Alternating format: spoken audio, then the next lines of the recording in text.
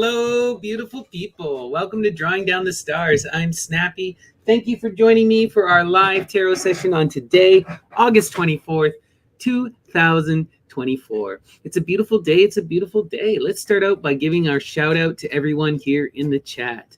Good evening, Valerie. Good to see you, D-Love. Much love, Exit. Good to see you, Nikosmas. Good evening, Isaac. Much love, Gandhi. Much love, Christy. Good to see you, Kari. Amazing, amazing, amazing. It's a beautiful day. It's a beautiful day. And thank you all for joining me. So we're going to start by talking a bit about our astrology. So today is a beautiful day. We're now fully in that moon of Taurus. We've moved out of this energy of the moon in Aries and fully embraced that Taurus. Oh, we got a few more people here. So shout out to Artie Mission. Shout out to Shanoki and Kit Kat. Much love, Kit Kat.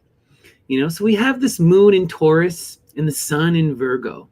This is exceptionally grounded energy at this moment. Practical energy, determined energy, fixated upon that building of the home and working on our foundations, being in that connection with our loved ones and going through that process of self-refinement and self-analysis and criticism.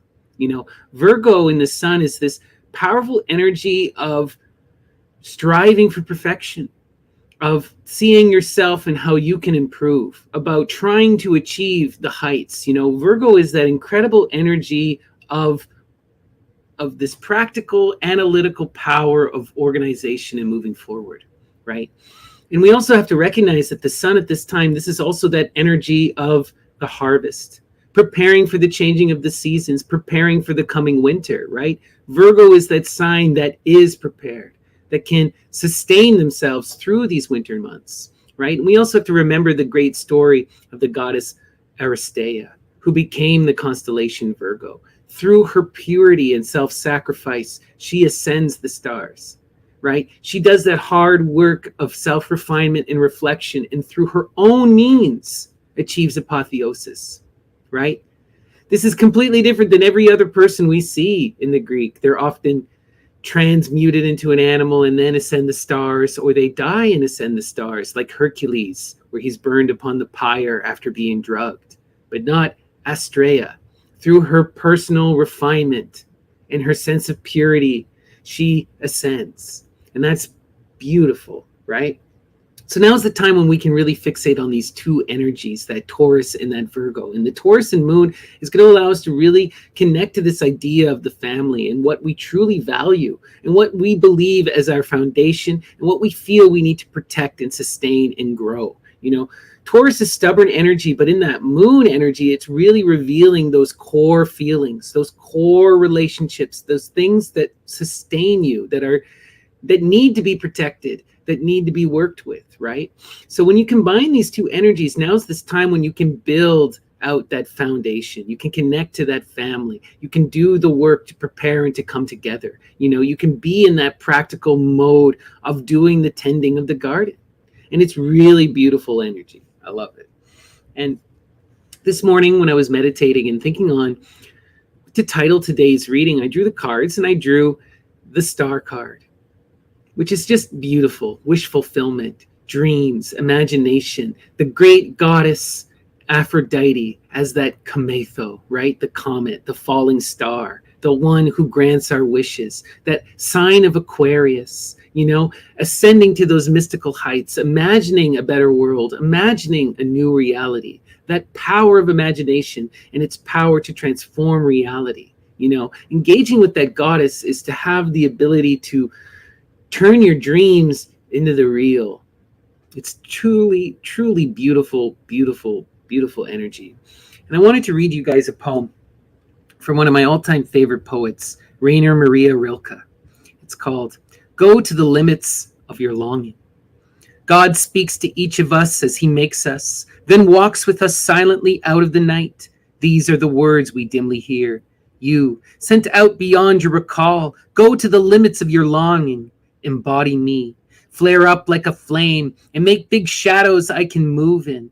Let everything happen to you, beauty and terror. Just keep going. No feeling is final. Don't let yourself lose me. Nearby is the country they call life. You will know it by its seriousness. Give me your hand. Just beautiful, beautiful imagery. And it's this idea, right? The purpose of creation is the experience. We are meant to go through these cycles of generation, of transformation, of growth, right? The purpose of life is to experience the multiplicity and those ever-changing perspectives, to learn how to grow and to take responsibility for oneself. So as Rilke says, go to the depths, to the limits of your longing. Strive after that love and allow that love to push you through the cycles of death and rebirth, through those generations, and you will ascend to the heights. You will imitate that great mother and be returned to that ionic life, right? It's beautiful. And today was a really cool day for me, a really good day. I went out to this amazing local kind of thrift store / bookstore, and I managed to score some incredible books that I'm really excited to share with you all. So we have a bunch of new sortes for today. But before we get into the sortes proper, we're going to start with our Ganapati Oracle, because Ganesha Ganapati is the Lord of Beginnings. And so we're going to ask the Lord of Beginnings, that divine child, to inspire us, to make sure that our words are heard and get sent to those who need to hear them. And Ganesha, what is the message? How do we move and flow and inspire us this evening? Harmony. Harmony. Beautiful. I talk about this energy a lot, the energy of harmony, because it's so profound and it's so important, right? It's that energy of moving in flow with the universe, right? Of going through those cycles of transformation and harmonizing, allowing your song to vibrate with the songs of others to create that beautiful unfolding melody that is creation itself. And when you harmonize and you're in sync and in flow, that's how you manifest your true will. That's how you bring about your transformation and what you need to experience in this life. You must hear that vibration, that song of the Great Mother, the song of the universe, that eternal heartbeat of the flow itself. Harmonize with that. Connect to that. For me personally, the best way I found is through the drum. You know, learn the heartbeat rhythm, the buru, right? That will really connect you in a truly profound way. You know, the drum is the earliest instrument. There's a reason why it's central to so many traditions, and it's at the heart of the human experience, you know? Right. Beautiful. So now let's go to that sortes proper I was teasing you all about. So I went to the thrift store. I got some amazing books for you. But for those of you unaware, the sortes is a form of bibliomancy, that is divination through literature, where we invoke the spirits of the muses, the goddesses of inspiration, and we ask them to guide our hand and to send us a message through the text. So today we're going to start with W.B. Yeats' complete poetry collection. Yeats is an incredible poet and an amazing magician in their own right. They were a member of the Golden Dawn and one of my favorite poets of all time. So finding this complete collection, it's just like for $5, I almost like shat myself. So just too nerdy. All right. Muses, what is the message from Yeats? Inspire us this evening.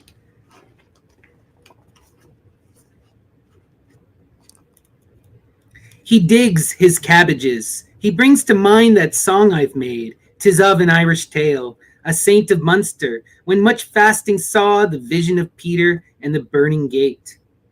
I saw a stranger tap and wait beside the door of Peter's gate. The stranger shouted, "Open wide, thy sacred door," but Peter cried, "No, thy home is deepest hell, deeper than the deepest well." Then the stranger softly crew, "Cock-a-doodle, doodle-doo," answered Peter, "Enter in, friend, but 'twere a deadly sin evermore to speak a word of any unblessed earthly bird."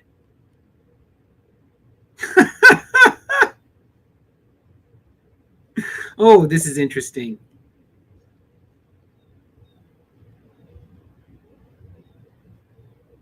Wow. There's so much going on here. right? This is that magic in the mundane. The first monk tells us this person, he digs his cabbages. He brings to mind that song I've made, 'tis of an Irish tale, a saint of Munster, when much fasting saw this vision of Peter in the burning gate. So he saw this average Joe in that vision of Peter, right? I saw a stranger tap and wait beside the door of Peter's gate. The stranger shouted, open wide thy sacred door, but Peter cried, no, thy home is deepest hell, deeper than the deepest well. Then the stranger softly crew, cock-a-doodle, doodle-doo. Answered Peter, enter in, friend, but 'twere a deadly sin evermore to speak a word of any unblessed earthly bird. What's the mystery here? Why could he pass through the gates by cocking, right? By clucking. There's such an interesting thing here, this idea of the bird in relation to the mystery and passing through the gates, and the idea that the gatekeeper is a trickster. You know, forget St. Peter and imagine that that gatekeeper is Hermes, right? Hermes is that divine magician who wants you to figure out the trick. To get through the gate, you have to be able to see with reason. You have to be able to see through the veil that obscures. You have to understand the satire at play, right? So there is a satire, there's a lesson here to be learned. Why does the poor man who did plenty wrong get to enter in the gates of heaven by imitating a bird? Interesting. Lost the hook on. Let's continue. I was really excited when I found this book too. Rabelais, Gargantua and Pantagruel. This book famously inspired Aleister Crowley in a major way. In fact, the word thelema comes to him not through the ancient Greek, but rather through Rabelais. And this is quite the crazy comic chronicle. You know, it's like one of the most ridiculous books I've ever perused. I haven't finished it fully. Now that I own it, I'm going to sit down and really do that hard work. But let's see. What is the message from Rabelais, that bringer of the will, master of the Greek? All right, muses, guide my hand. What is the message from Rabelais? Inspire us this evening.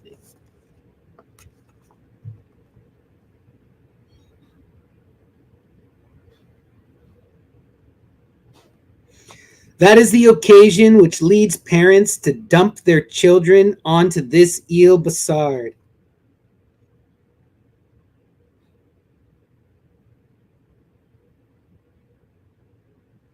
Wow. That is the occasion which leads parents to dump their children onto this Ile Bassard. You know, I'm immediately thinking of this image of the outcast, right? Or the one who's been abandoned into the wilderness out of desperation, right? There's so much weirdness there. This idea that families abandon their children.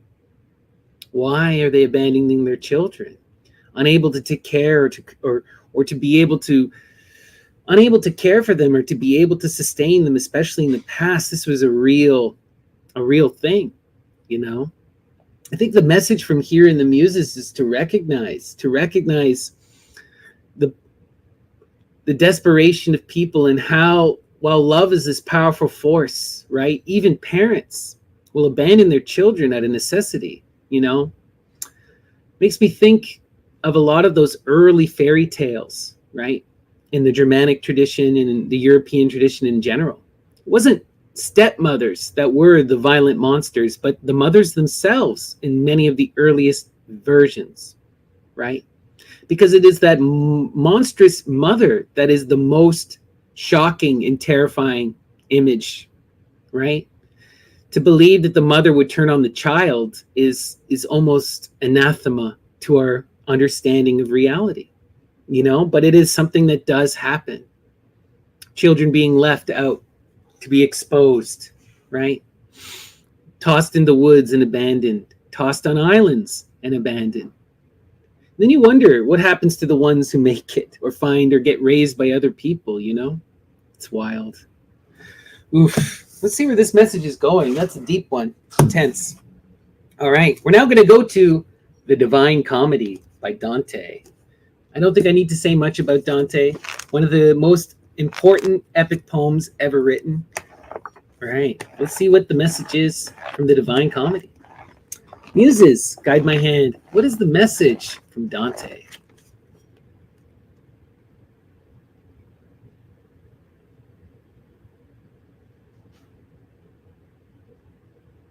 Oh, one kept watch beside the cradle, and consoling used the speech of babies, which makes new fathers and mothers glad. Another, while drawing thread from the distaff, told stories to her family about the Trojans, the Phrygians, and Rome. One kept watch beside the cradle, and consoling used the speech of babies, which makes new fathers and mothers glad. Another, while drawing thread from the distaff, told stories to her family about the Trojans, the Phrygians, and Rome.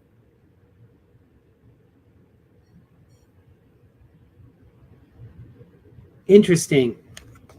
One kept watch beside the cradle. The nursemaids, right? This power of the nursemaid is something that we see so deep, you know. The nurse is one of the most important goddesses, Elalithwia, right? Central to the Eleusinian mysteries. We also see the nurse central to the Dionysian rites as well. This whole idea of the connecting to those nursing mothers is really important. One kept watch beside the cradle, consoling used the speech of babies, which makes new fathers and mothers glad.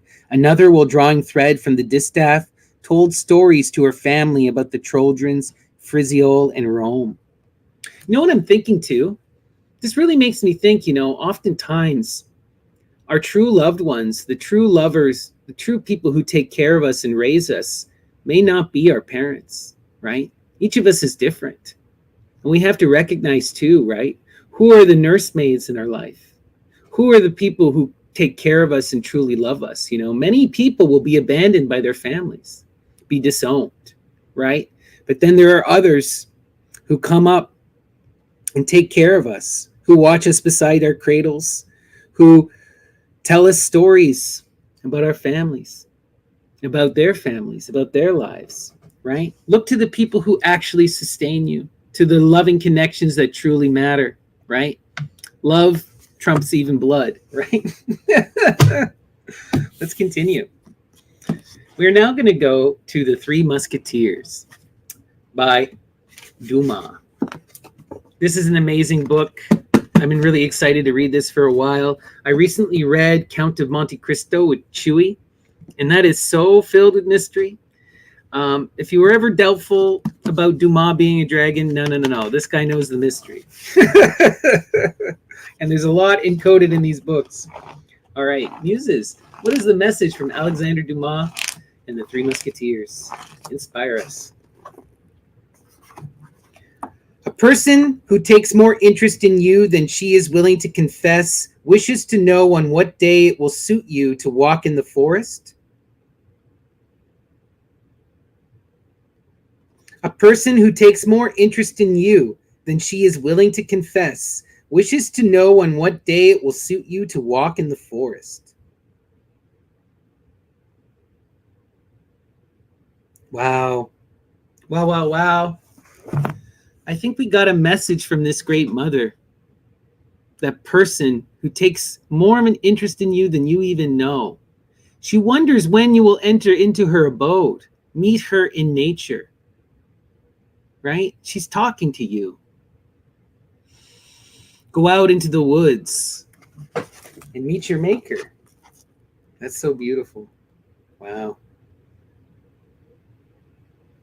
A person who takes more interest in you than she is willing to confess wishes to know on what day it will suit you to walk in the forest.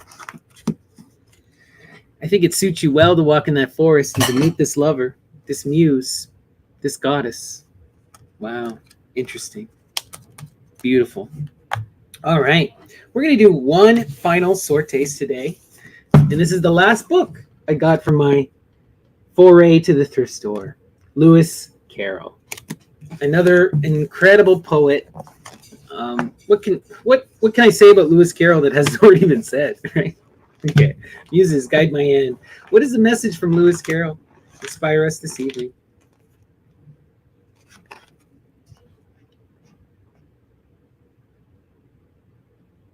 Two answers have been received, and both worthy of much honor.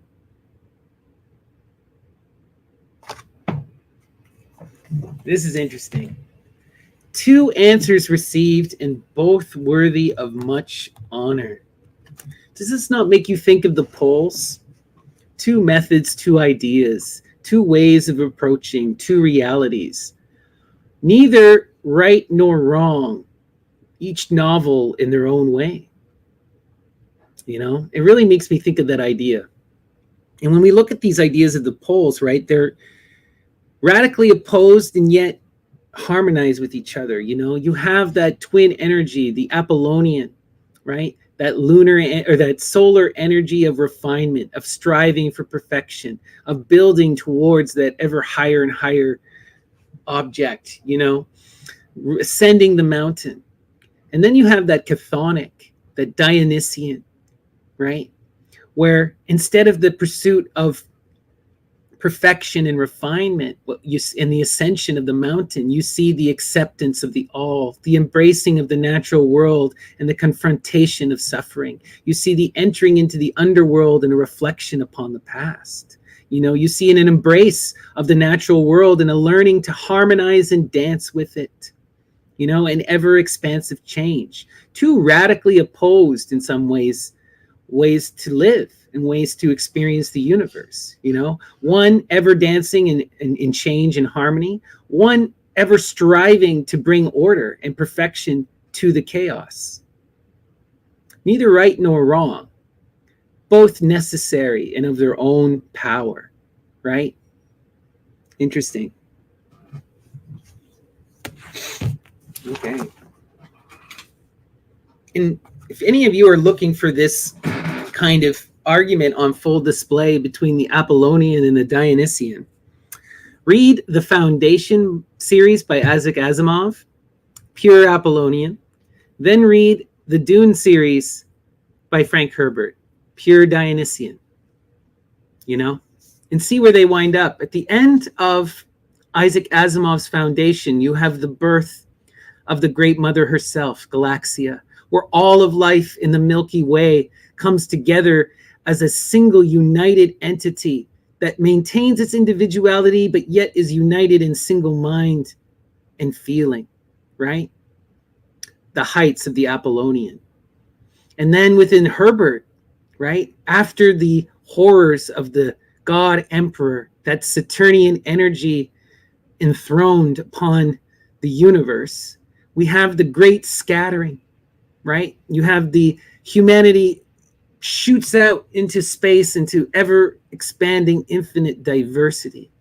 And we also have that image of the Fremen. Why are the Fremen great? Why are the Fremen worthy of celebration? Because they dance with the worm, right? They harmonize with their reality. They harmonize with the physical, natural world around them, and they are made greater because of it. The struggle has turned them into something enviable, right? The most powerful warriors in the universe. But it is through that struggle, right? It's interesting. Lots to think on, right? So much beauty in Asimov and a lot of pain in Dune. You know, but Dune tells you that if you stay in that stagnation, if you strive towards those singularities, they will explode in pain and suffering, you know. But also, if we don't strive towards those helping of each other, of coming together, we will never understand, and we will always be separate. You know, it's quite the conundrum to think on. All right, we're now going to go to our tarot proper. But before I do, I want to tell you that after today's episode, Graham and I are going to get together to do Searching for Dragons episode 25. And we're going to go into, by far, you know, my favorite poet, the one who got me interested in poetry, Hilda Doolittle, HD. This woman is absolutely incredible, and I'm so excited to share with you her final work, Hermetic Definition, which she saw as sort of her magnum opus. And it's a beautiful work, and I'm really excited to dig in with you. And Graham will be there to chat it up with me. It's going to be a lot of fun. So I hope you tune in after this reading to see that. But also, if you're at all interested in a private reading, please reach out. You can find me at snappyddts@gmail.com, or you can reach me on our Discord, Myth and Lore. I'm always there hanging out. We're always looking for more people to come and chat. It's a great community. We'd love to have you join us. All right, so now we'll start our tarot proper. And as always, we're using the Thoth Tarot of Lady Frida Harris and Aleister Crowley.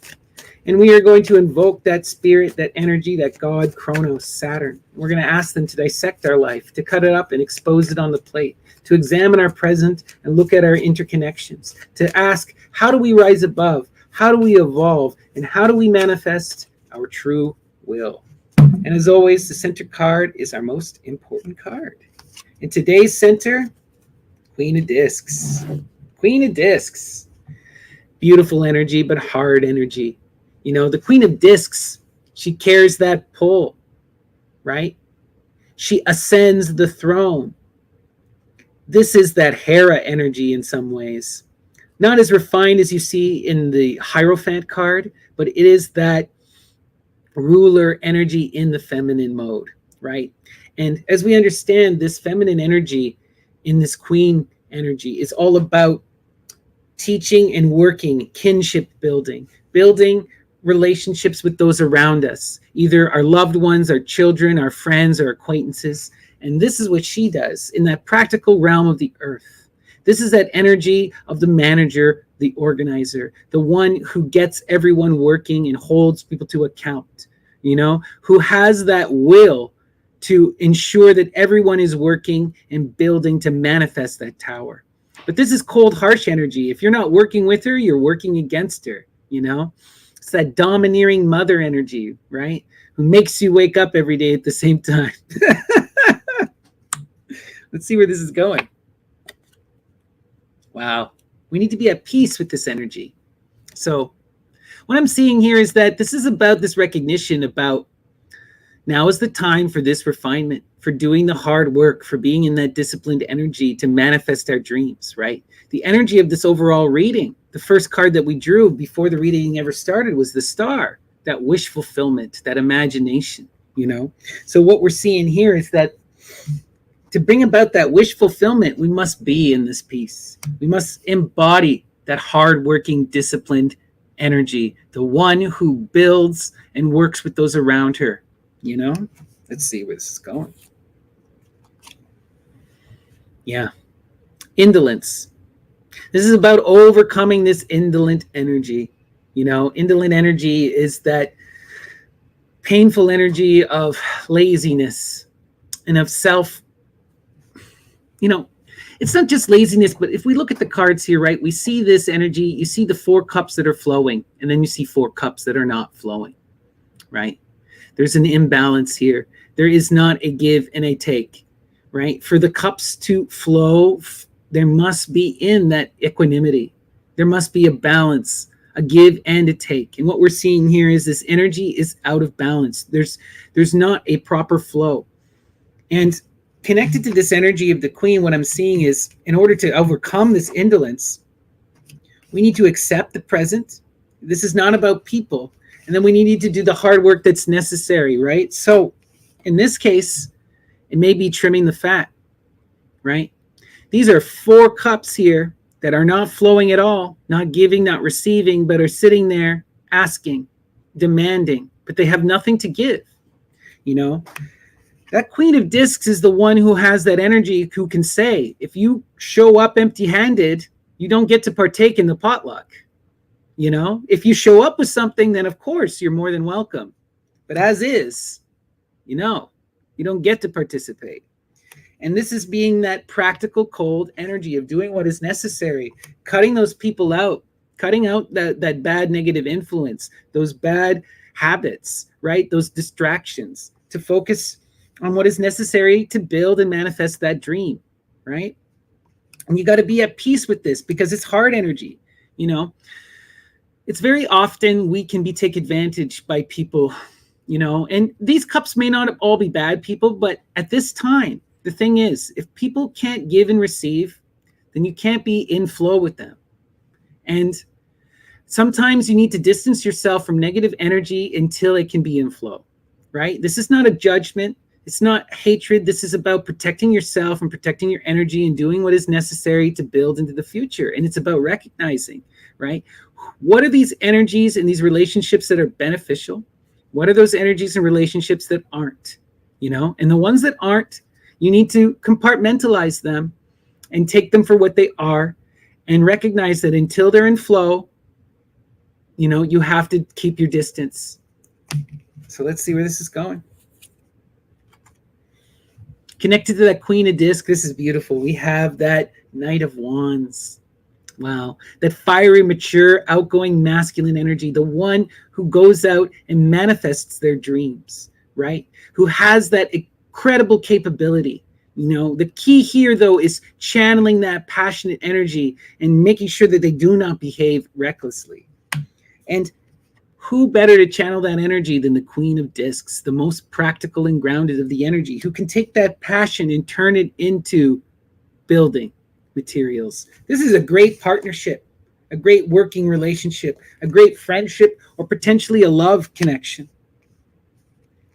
Beautiful. Let's see where this is going. Wow. 10 of Discs.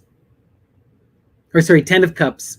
Sadie. Completion of that cycle. Complete emotional fulfillment and loving fulfillment, relationship fulfillment. What I'm seeing here is that if you can embody that energy of the knight, right? The one who pursues, right? Who moves and goes after love, who pursues their will, you will be sated. What provides that satiety? This connection. We need to connect to this practical mother, right? Beautiful. Yeah. Wow, we saw this energy the other day, and it was in a similar kind of mode.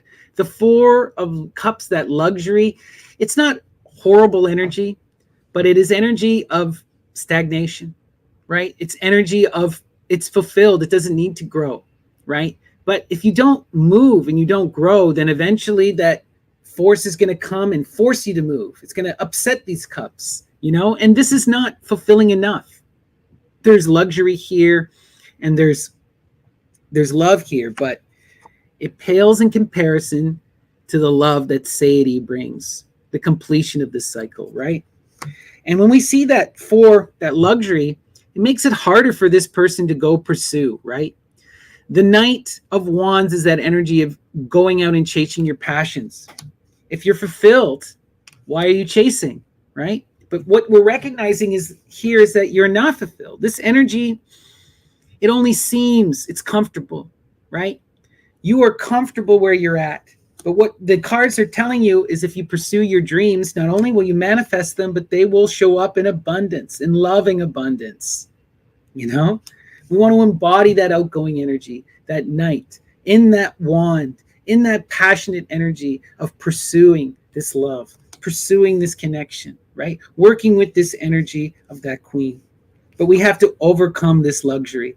We have to overcome this simplistic energy here, right? It is fulfilling, but it is not fulfilling enough. It's comfortable, right? Let's see where this is going.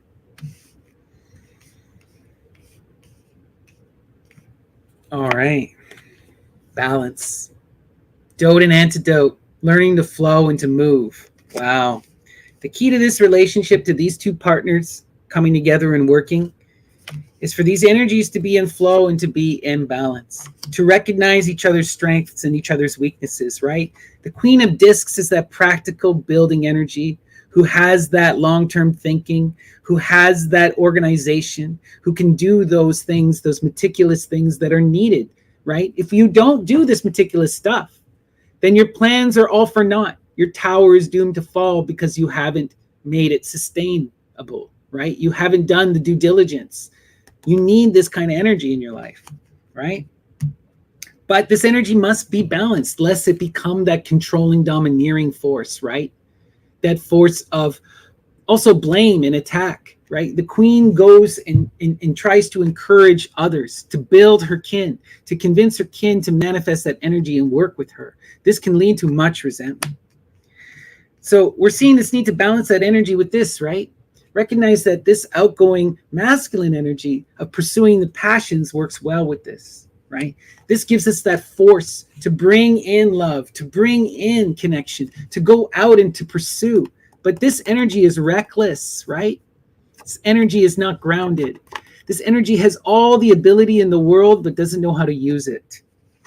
This woman has none of the energy, but knows exactly what to do with it. So it's like she needs her fire lit. And this is that energy that can light that fire. And together you can build the home, right? Beautiful. Let's see where we're going. Wow. Not only did we see the 10 of Cups completion of the cycle, right? The complete satiety. But as we move into this adjustment, into this balanced flow, we manifest the 9 of Cups as well. Happiness, ever expansive happiness, right? Where the 10 is that completion, fulfillment, the 9 is ever expanding happiness. This is like creating joy in the community, right? This connection, it's not just going to bring satiety and completion in your life, right? This connection is just not rewarding in and of itself, but it's going to be expansive for those around you. You're going to be sharing that love, right? These cups are overflowing in abundance and are exploding into each other. Wow.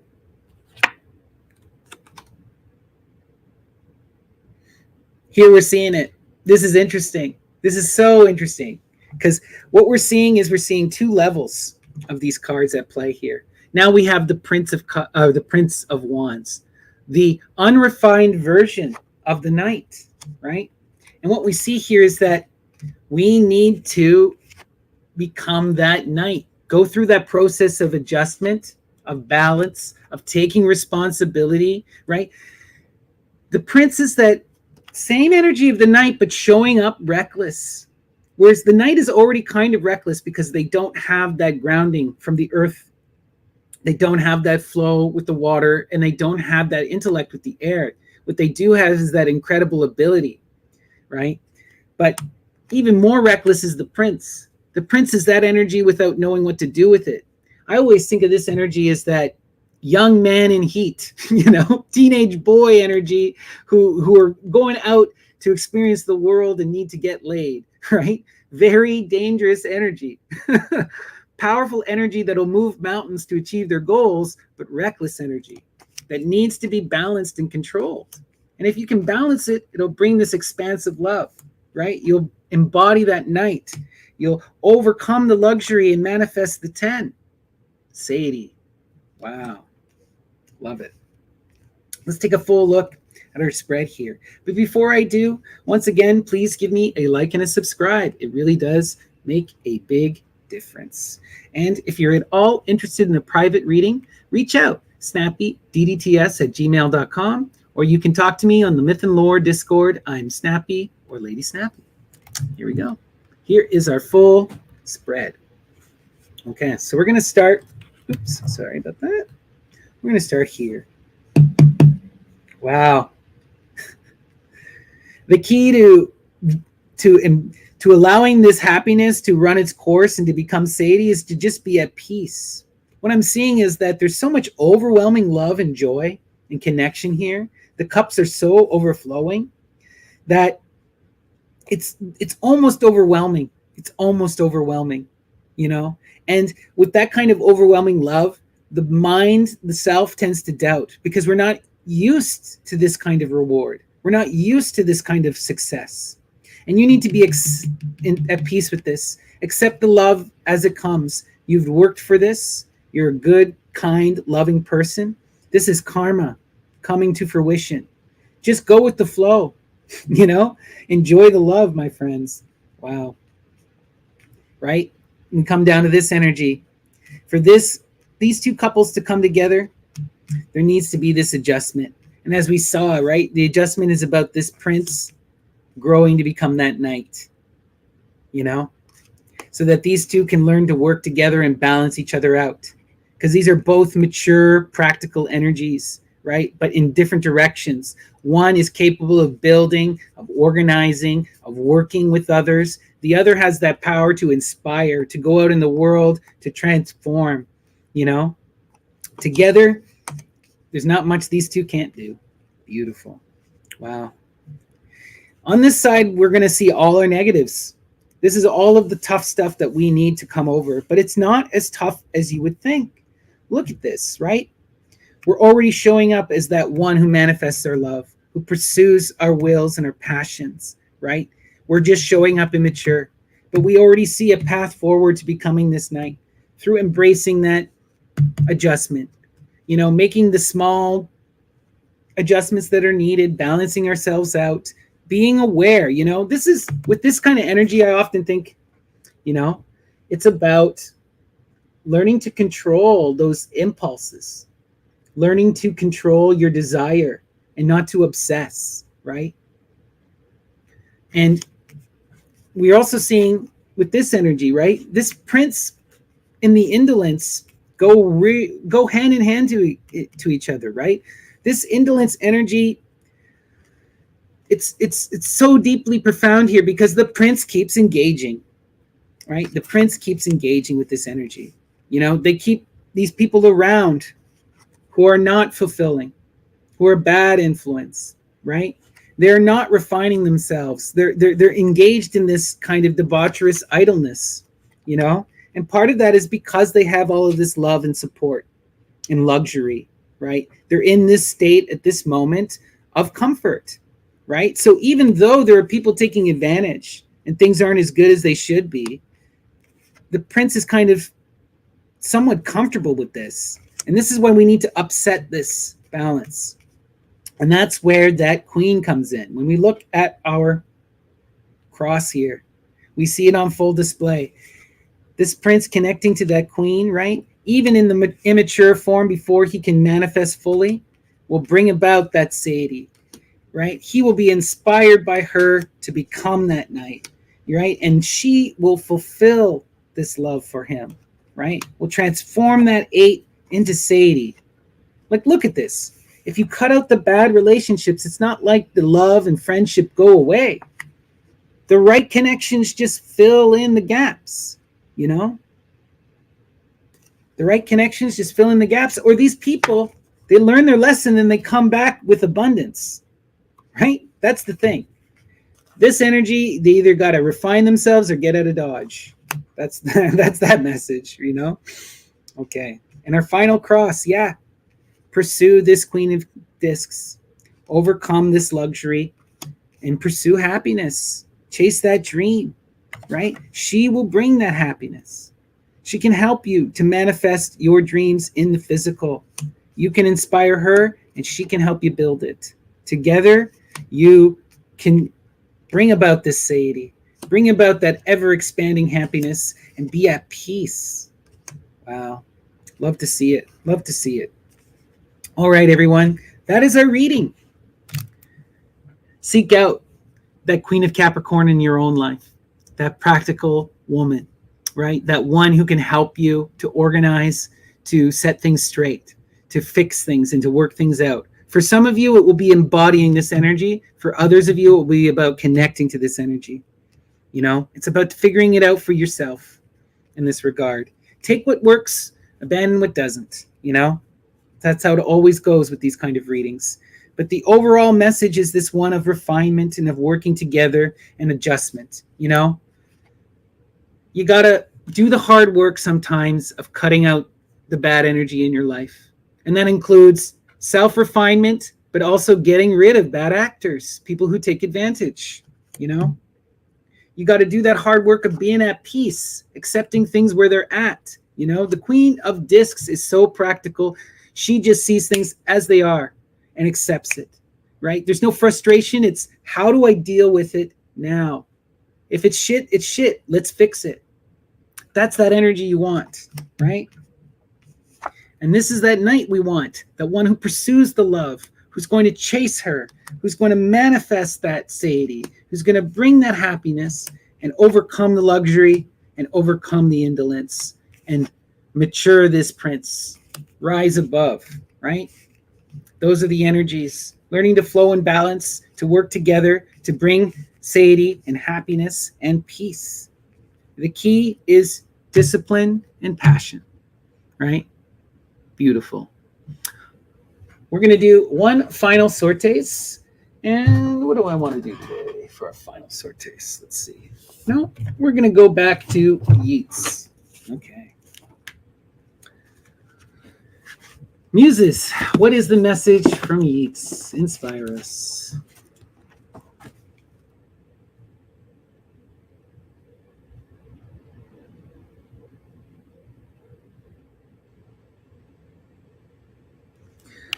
What name had the dead king? Arthur of Britain? No, not Arthur. I remember now.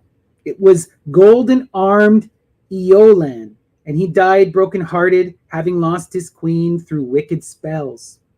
That is not all the tale, for he was killed. Oh, for golden-armed Eolan has been killed. Wow.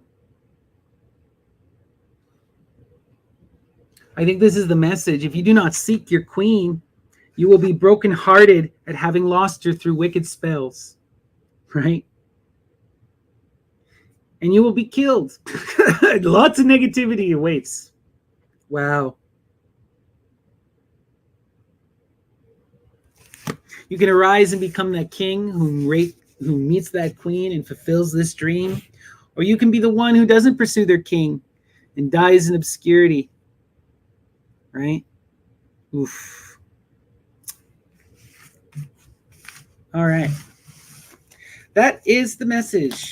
All right. Thank you, everyone. I hope this resonated with you, and I hope I see you again for our live tarot session tomorrow. And please join me in a few minutes for our Searching for Dragons episode on HD Hilda Doolittle, where we dive into Hermetic definition. And thanks for the correction on the names. I truly appreciate it. No worries. Irish is not my forte, so Yeats it is. Thank you. No harm intended. I see it for what it is.